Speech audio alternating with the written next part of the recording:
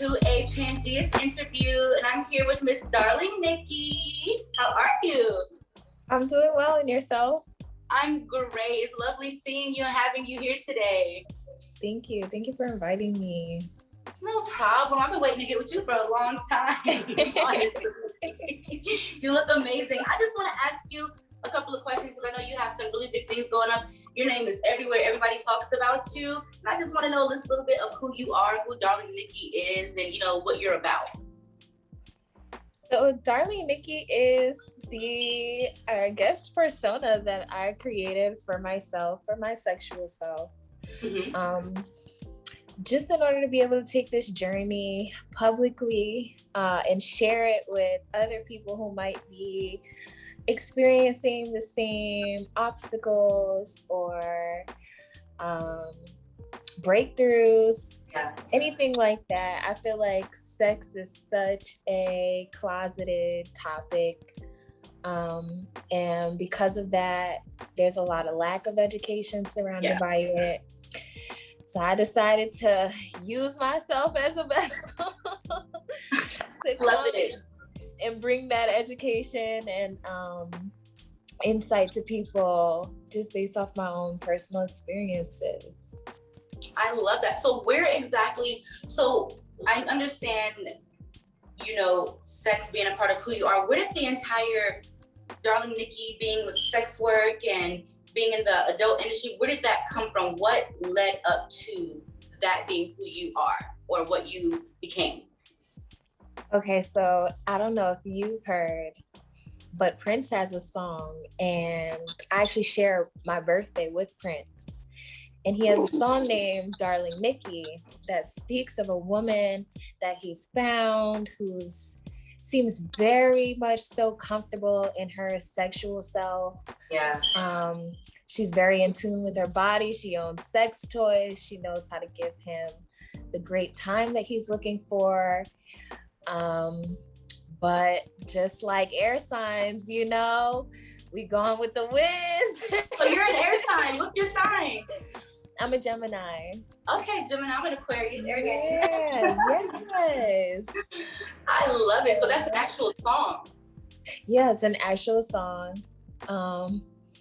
And it stuck out to me as the perfect kind of persona for what I was trying to accomplish. Prince is very much so spirituality, just as much as he is a sex icon.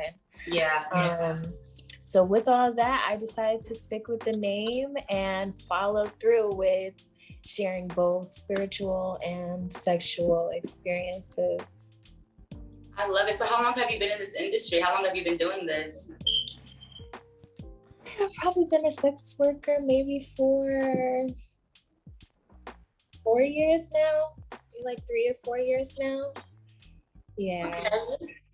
I love it. So I know I've been seeing around, you have an intimacy retreat coming up. Yes. So tell me about the intimacy retreat. So I kind of wanted to take a shift in my professionalism with coronavirus and all that. Of course, everything shifted to being online. Yeah. Here we are on Zoom, So I wanted to come back to the people, and I wanted to give everyone a little break from seclusion and introduce them back into being around other people. I know that the pandemic has taken a toll on some of our sex lives. Yeah. And mostly for the worse, whether it's seclusion or, what we've been feeding our minds in between time, feeding into urges and stuff like that. Yeah. So I wanted to reintroduce everybody back into, intimacy. And I wanted it to come from a very intentional and loving space, teach people things that maybe they didn't know before, and show them that they can be just as freaky and nasty and explorative as they'd like to be. But it's always safer when your offerings come from the heart and they come with intention. Yeah. Absolutely. Definitely agree. Now, I have a question. How do you, and this is more so for me, how do you define or separate sex and intimacy? Is it the same thing? Is it separate? How do you define the two? I think intimacy is definitely like completely separate from sex. You can be intimate with anybody. Intimacy is really just vulnerability. Yes. And it's how vulnerable you're willing to be in order to connect with someone. Yeah. Okay. I like that. So how do you, what is one of your ways or a couple of your ways that you like to show intimacy? Because I know you said you can be intimate with anyone. What are some ways that you show intimacy? I'm very much so an eye contact and physical touch person. Really? So sometimes like you'll always get eye contact from me, but I've noticed kind of when it makes people a little uncomfortable, yeah, I'll gently touch someone's hand as they're speaking to let them know that like I hear you, or I'll put my hand on somebody's knee or something like, wow, like I'm with you on that, you know? Okay. And some people, you know, some are more receptive than others, but it's just something that I do to let the other person know, like, not only do I hear you, but I feel you, you know? Yeah, that's nice. And that's a great form of intimacy. People love to be heard. They love to be heard. So at your retreat, what are some things that is going to be expected? Like, what are you going to be doing as far as like, I know it's an intimacy retreat. So what are some of the intimate things that you're going to be offering for, you know, everyone to partake in? So we have some amazing practitioners and healers, spiritualists coming and helping us facilitate. We have meditations just to get us grounded, to open us up, and have us repeat the affirmations that we need to so that we can set the vibrations in our mind, have our bodies follow. We will be having a G-spot activation demonstration. We are doing rope play. There's also going to be some sacred womb healing and some sacred masculine healing. What else? Of course, we've made time for some fun stuff. Because this is a sex worker friendly retreat, we are offering time to create content if anybody's interested in getting together with either a partner they came with or somebody that they met at the retreat.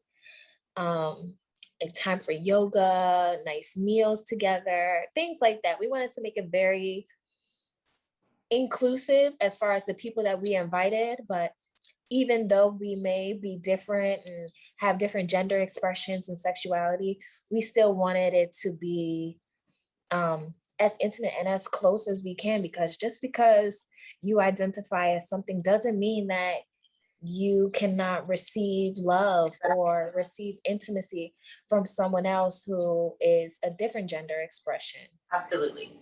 Exactly. I love that. So I know you said this is very sex worker friendly. Is that your only demographic, or are you reaching out to other people that may not be sex workers? Like, what pretty much is your demographic for the retreat? Like, who are you reaching out to? The demographic, honestly, was anybody that is just open to new sexual experiences, open to sharing with others, open to learning new ways of pleasure. It wasn't really just targeted as sex workers. It was even, we're hosting a class on sex work. So it's even for people who may not be sex workers, but might be interested in learning how to become one and things like that. I like that. Okay, so how often do you plan on doing these retreats? Is this something, because I know you said you wanted to like pretty much expand more with what you do with your career. Do you see yourself doing more of these retreats or something close to it? Definitely. This is the first of many, I feel. I would love to continue to host them in different places, various places around the world, maybe more intimate spaces or more romantic places. And I'd even like to do more accessible events for people who might not be able to take off as much time or pay as much to come and enjoy or experience what we're offering. I love that. Now I have a question. As far as the spirit, because I know you you deal with sex and you deal with spirituality. Have you always been a spiritually free person and a sexually free person? Because I know you've been doing sex work for only 4 years. So have you always been a spiritually and sexually free person? Yeah, I actually started out as a yoga teacher. Ooh. And that transitioned into a licensed massage therapist. And then just knowing what I knew about, like the ethereal body and how it works with our chi points and all of those things, it was kind of like, okay, it was almost like a flow right into sex work, where it's like I have all this knowledge to apply about the mind and the body, and here I am experiencing it in my own sex lives. So how can I maybe create something to offer to people that they can learn and gain from? So do you see yourself remaining in sex work, or do you see yourself maybe becoming that I look at you as a guru or something like that? Do you see yourself just moving into something more like that, or remaining in both areas? I definitely think I'll probably keep my foot in both, but I would love to transition more into like interpersonal work. If I do have my things online, it'll probably just be like classes or special feature films or something that, big projects that I'm really invested in, not just for myself. Do you currently have like any classes or any seminars that you host currently in reference to what it is that you have to teach us? At this time, I don't. It's something that I've kind of been working on, how to monetize my energy or monetize what it is that I have to offer people. Mm-hmm. As of right now, I just do consultations with people who are interested in learning how to be a sex worker or learning how to expand on their opportunities as a sex worker. Yeah. I love that. And what's your support system like? Like, how does your family feel? Are they open to what it is that you do? Yeah, my mom is actually like my biggest supporter. I love it. Mine was too. She's always been an advocate for self-pleasure.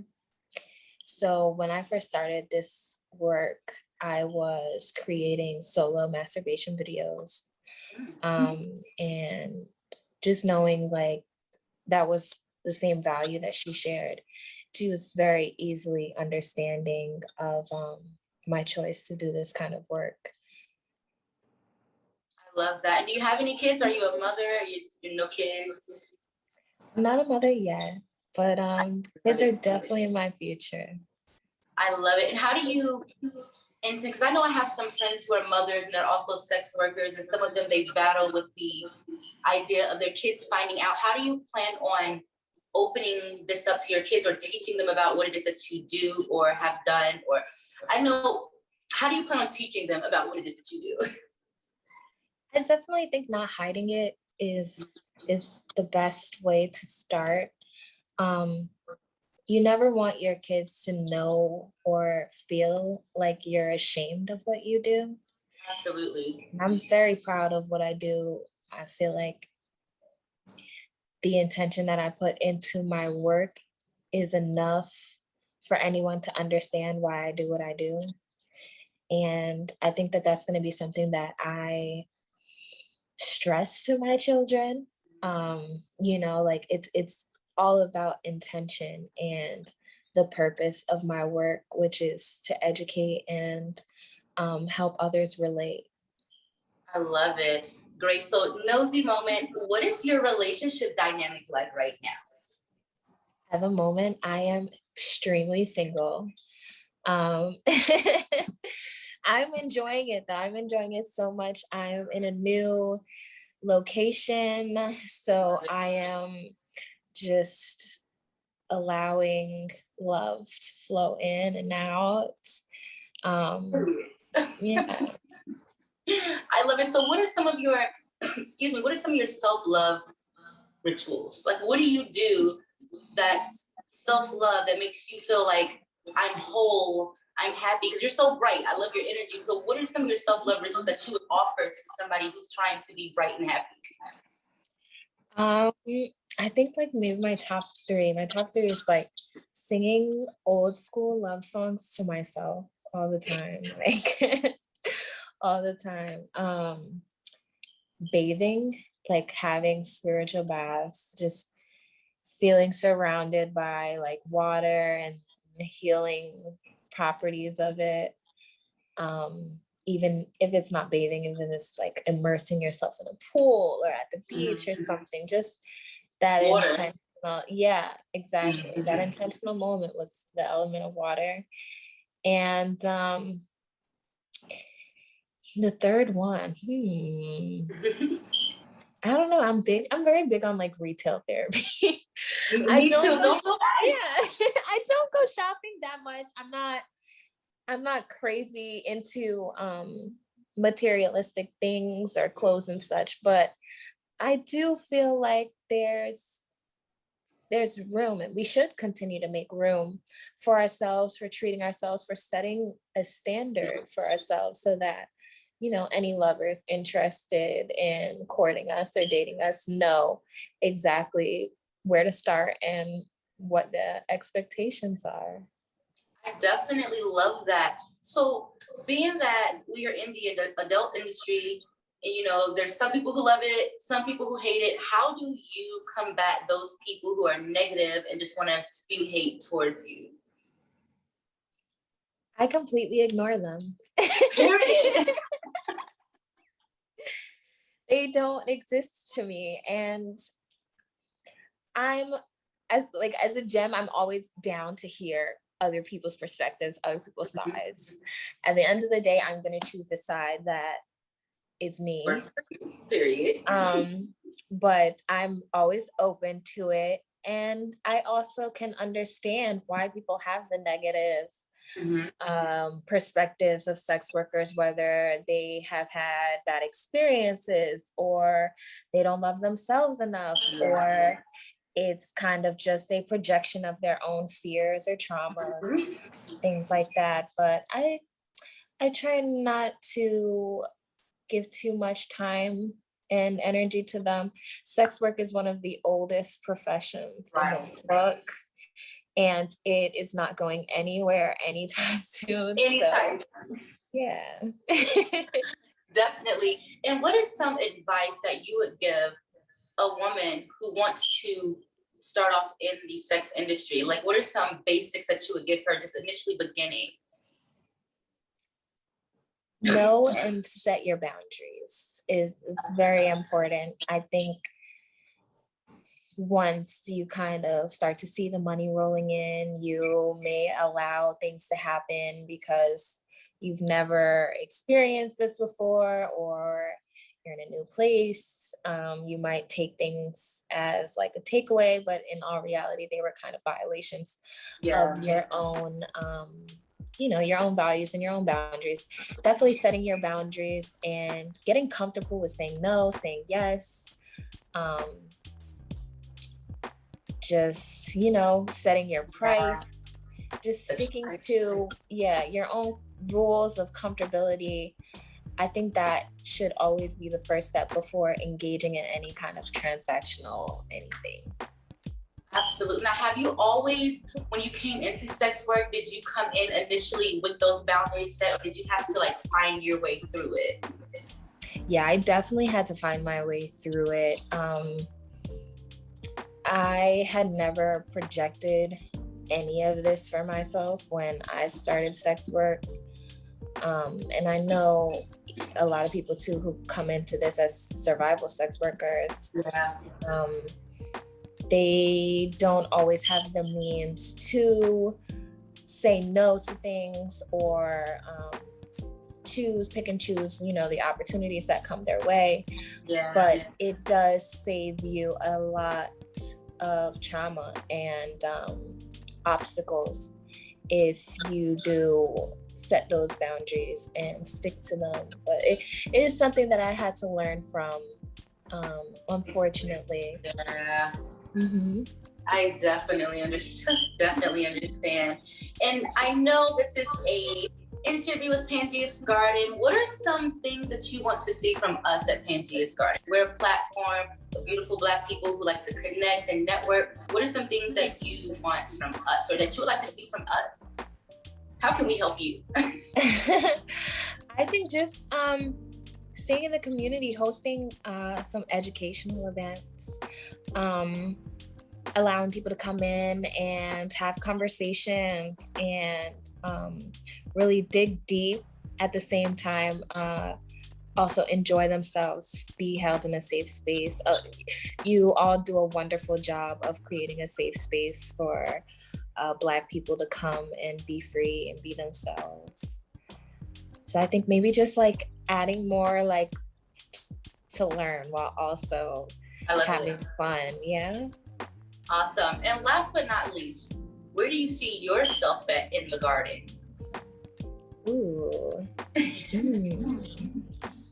When I first heard of Pangea's Garden and what you all do there, I definitely saw myself as one of the muses, whether that was for a live painting or doing a body paint or a live new room, or anything like that.